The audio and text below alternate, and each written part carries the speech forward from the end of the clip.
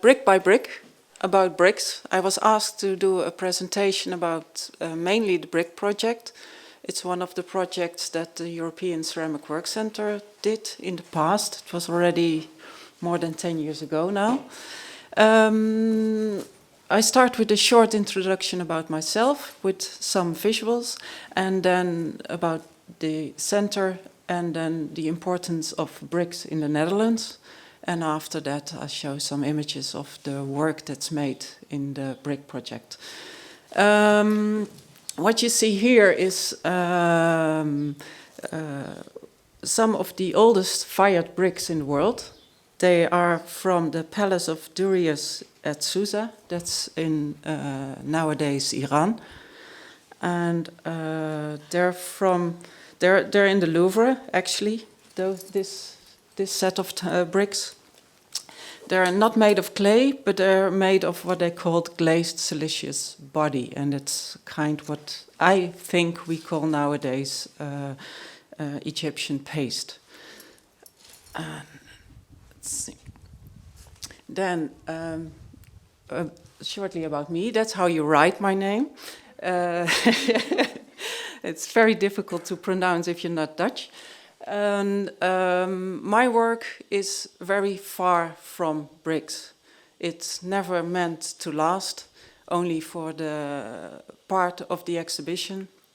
And mostly it gets eaten by people, it rots away, it melts away, or it disintegrates. Both works were made from jelly, and the first one wasn't eaten. This one is. And then one work from clay. On the left you see unfired clay sculpture, which is made after a Greek sculpture called Aphrodite Kallippikos. And the public is shooting at it with water pistols. And that makes the glaze wear and partly the sculpture, and on the right you see the same sculpture fired. It was the first time I fired a sculpture in 13 years, I think. But my artwork is not the reason I'm here. It's the other things I do. I'm a technical advisor in ceramics. And as my introducer already said, I do that at the Rijksacademie from Beeldende Kunsten. That's a residency in the Netherlands that's for long-term art development. Artists stay there for about 2 years. In a residency, they have a studio and facilities of different workshops. The ceramic workshop is one of them, and I advise there the artists how to make their plans in ceramics. It can be everything from how to make a pot to how to make a sculpture like this. I do the same kind of work at the European Ceramic Work Center, which is also called Sunday Morning at EKWC. Some people know it by the one name, some people by the other. This is a residency that's specialized in ceramics, and residents come there for 3 months. They come from all over the world, and they don't need to have any knowledge in ceramics. The center is set up in a way with workshops, studios, and technical advisors to help the artists and designers through the work process. Some come with a very specific plan, and others, they just want to experiment either with clay in general or with a specific thing in clay. And now the presentation got stuck. Okay, this is one of the studios in the new building. The building you saw before is based in Oosterwijk, the Netherlands, south of the Netherlands, and we're there since 2015. We have 16 studios, and one of the hearts of the center is this. This is the main kiln hall. It's a very odd picture because it has a strange view, and so that the kiln you see in the middle hanging on the ceiling looks very small. It's quite big. It's 2.30 meters long and 150 wide and 150 high. And now it looks like a play toy, like we saw in one of the presentations this morning. The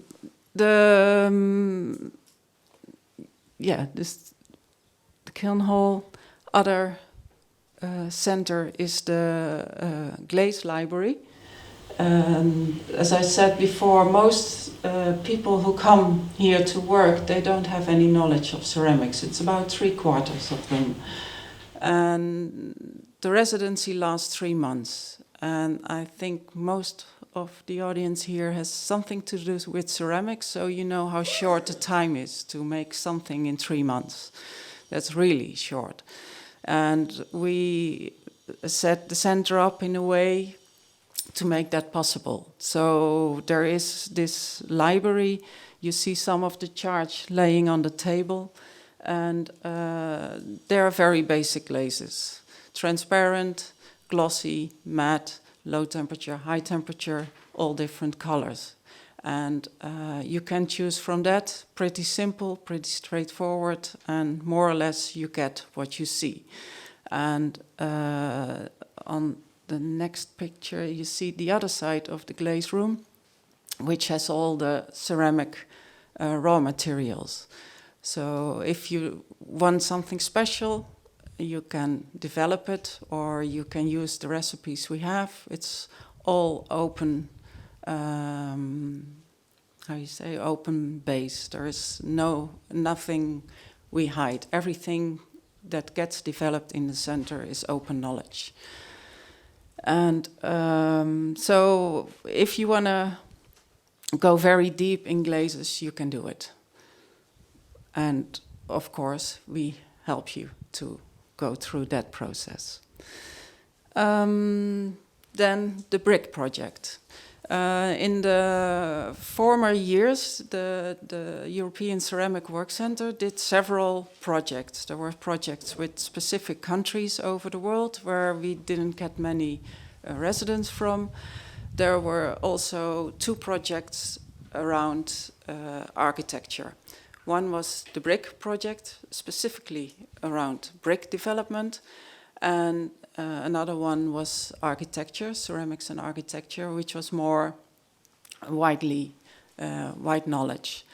And both projects were sponsored by Wienerberger. Wienerberger is in the Netherlands, and I think in Europe and the whole world, a very big brick producer. And they were interested in starting this project with the European Ceramic Work Center because they said, well, we do a lot of innovation and so, but we always need new input. And that's why they were involved in that.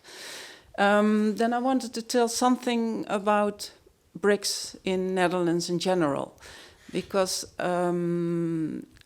a lot of countries, and I saw also Portugal, is mainly, rock bottom. The Netherlands, they don't have any rocks in the bottom. We were, in very old days, we were just sea. Then in the Ice Age, some smaller rocks got pushed in by glaciers. And they left some of the higher parts you see here, and the rest of the Netherlands is mostly washed on by either the sea or deposited by the rivers that come from France, they come from Switzerland, go to the North Sea, and then in the flat plain of the Netherlands they leave their little bits to settle.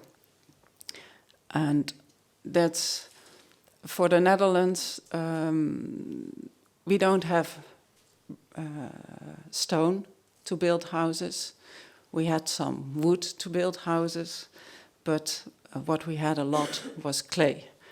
And when the Romans came into the Netherlands, they introduced brick factory. And that was, say, around 200,000 years ago. Yeah, beginning of the, just around Christ. And this is an image of Roman baths in the south of the Netherlands. And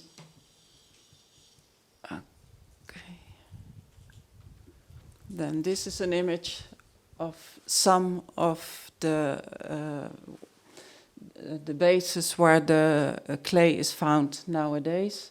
You see the colored things that are the rivers, and they take the clay from beside the rivers, and that's also where the brick factories are.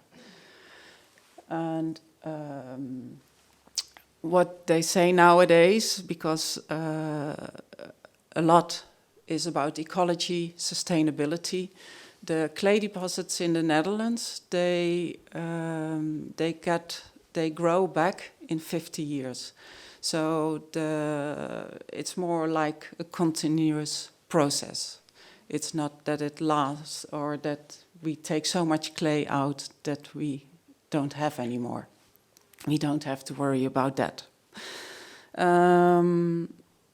Okay, then bricks in architecture in the Netherlands. These are two images from the Amsterdam School. That's very famous architectural movement from the beginning of this century. And they made beautiful buildings. You see some here. On the right is maybe the most famous Dutch architect, Berlage. And the other one also in Amsterdam. This is not what the Netherlands looks like, mainly. This is more like the brickworks in the Netherlands. These are houses and apartment blocks built in the 50s and 60s, and you find this all over the Netherlands. And then to show this is an artwork by John Kermeling. It's in Tilburg, south of the Netherlands. And it's what we call in Dutch a doorzonwoning. It's where the sun goes from one side of the house to the other side. So you have your living room with big windows on both sides. And what we always hear from foreigners, we forget our curtains, so you can really look from one side to the other. And this is his comment on this kind of building tradition. And it's turning slowly around the roundabout. Okay, then back to the brick project. This is brick production in Netherlands. It's nothing to do with what we saw this morning here. It's really production of millions of bricks. They're all more or less the same size, 21 centimeters long, 10 wide, 5 high. That's the most common brick in the Netherlands. That's what I've been told a lot based on what a hand worker can pick up with his hand, easy to lay the bricks, and probably also the weight. And with the brick project, I have to check a little bit. As I said, it's already a longer time ago. It was 2005, 2007, with the architecture project that lasted 2 more years.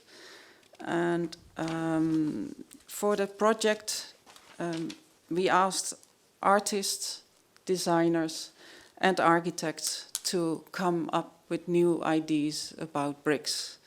And there were different approaches to it.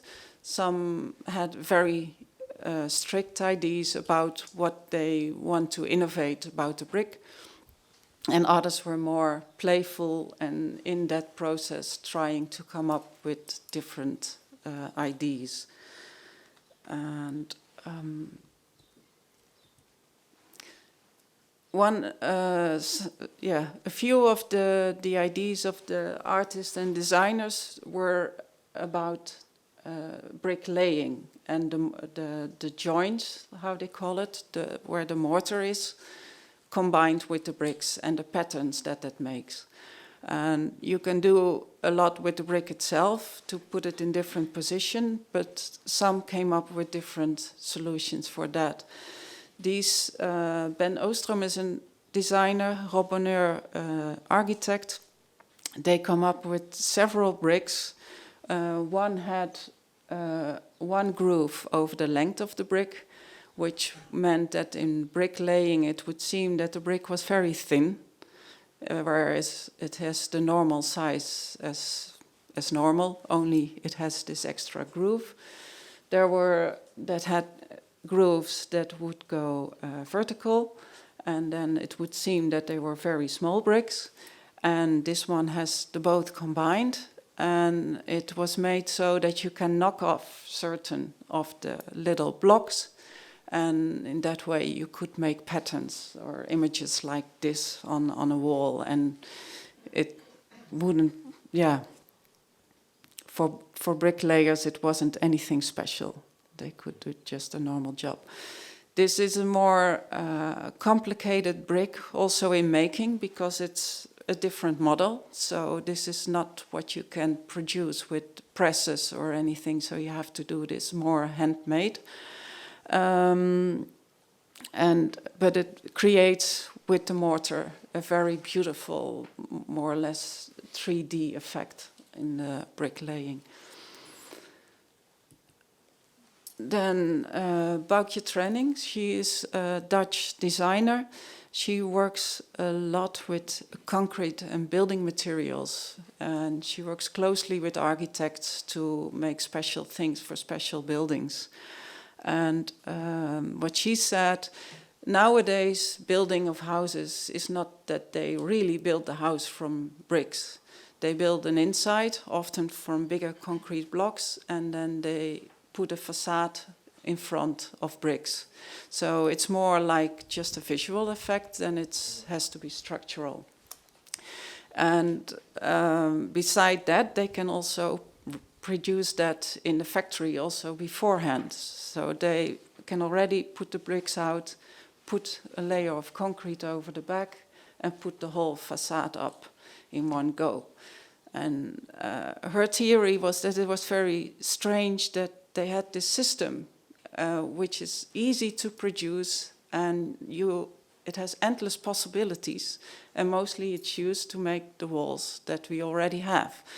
And so to change this idea, she reinversed the process. So she made now the joints out of ceramic, that's the ones you see sticking out, and then cast the concrete in between as if that were the bricks. And then in that way, the mortar, or here the ceramic parts, they could really stick out and give a beautiful play in light and shadow. These are some other of her projects. I have to go fast? No, 5 minutes. I go a bit faster. Then an artist working a lot with bricks is Andrew Burton. He got inspired with the brick piles in India he saw there, and he's also inspired by vessel making, and he often combines those two. And for his art projects, he produced thousands and thousands of miniature bricks, like I think they're about this size. And you see here 2 of his first works. Here one unfired. It's with glaze and engobe. He stuck everything together. And this was where it went on to later. This is a piece, 10-meter long wall made by bricks, and then it was more about the process of this making and then destroying. And he said it took about more than a week to build it up, to spray the graffiti on it, and then just a few moments with the public to destroy it. And he likes this tension between those two things. And also what is nice about it is he constantly reuses the bricks. So they get painted, they get glazed, they get with mortar stuck together, they get demolished, and then he uses them again in a different project where it's constantly showing remnants of the projects before.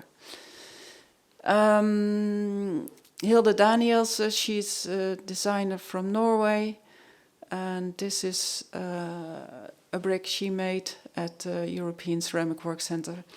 And it was about the translucency of a wall. Well, you see a nice thing here on the back where the wall is open. This is a different way of doing that. And she produced it it was a very manual production way.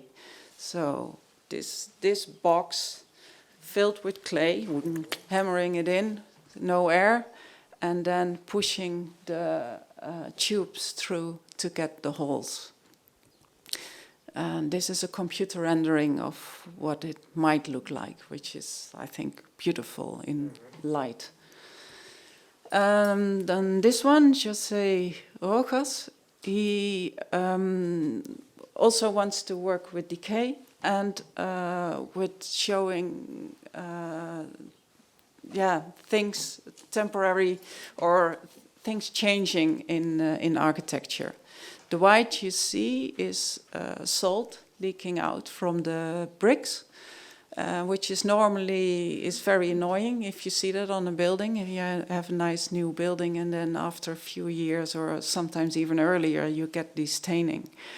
And he used this, so the bricks were partly covered so that the salt couldn't go through. Other parts the salt would go through, and that could create the images. And Marieke Pauwels, she made from Belgian bricks this artwork. It was unfired brick, and it stayed that way. Patterns she glazed on that came from old mattresses, and this one in gold. And then I think, do I have time to show this? Okay. This is two designers, Arnoud Visser and Erik-Jan Kwakkel. They wanted to invent some new things for bricks. Sound insulation was one, and they tried different things for that. This is, well, spaghetti extrusion, casting with chickpeas, and press molding with balloons. And this is different mixtures which would foam in the kiln and would create a sponge-like structure, or dipping sponges into liquid clay and firing the sponge out. That would give things like this. And then probably the one architect that was in the project, he said, I don't like clay bricks because they're too heavy. They take too much energy to fire, and I don't think he liked the image either, but he came up with this brick, which, with this image to show you, which would create an air stream into the brick wall, which would be heated from outside and then bring the heat inside the building. And I couldn't really figure out how it should work, but he had this very fancy thing of it. And then one more last thing, and then I'll think I've done. This is one of the projects which went on to the Wienerberger production site after, not in production but in the laboratory. Jacob Alkema, he was a regular resident who came up. He was interested in translucency of porcelain. And one is to make porcelain very thin to make it translucent. The other option is to foam it up and into thin pieces. And that's what he did here. Here you see a detail. To make it thicker, it would give a brick with good insulation properties. And Wienerberger was very interested in this. So he took this afterwards to their laboratory and experimented further. The project, some of the brick projects, they were quite good to continue later for production, but at the time that the project ended, there was the big economic crisis, which hit especially the building companies in the Netherlands very hard, and probably all over Europe or the world. So where Wienerberger before had opportunities to find new things and try to develop that further, they didn't have any money for it anymore by the end of the project. So most of them, they died, what they say in Dutch, a soft death. Not so soft for brick making. Yeah. So I think the time is up, huh? Or I think we're good. And then yeah. If any other persons, much. You're welcome.